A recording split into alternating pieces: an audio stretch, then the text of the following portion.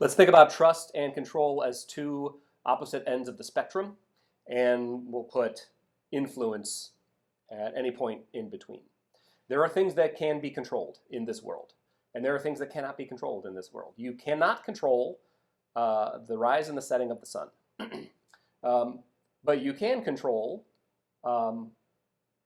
whether or not we come to work on Saturdays or Sundays. You cannot control human beings. Human beings are irrational creatures, despite the best efforts of economists. They make decisions and take actions that other human beings simply cannot predict. So you can't control them. People are going to do what they want to do. So when we come into contact with these things that cannot be controlled, we kind of have to move toward the other end of the spectrum, into influence and then ultimately into trust.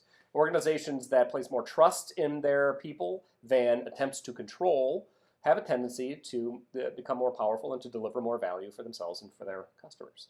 So if you can't control people, let's stop trying to control people and let's start controlling things that can be controlled. This is where Scrum becomes a really useful tool in this new complex world that we live in.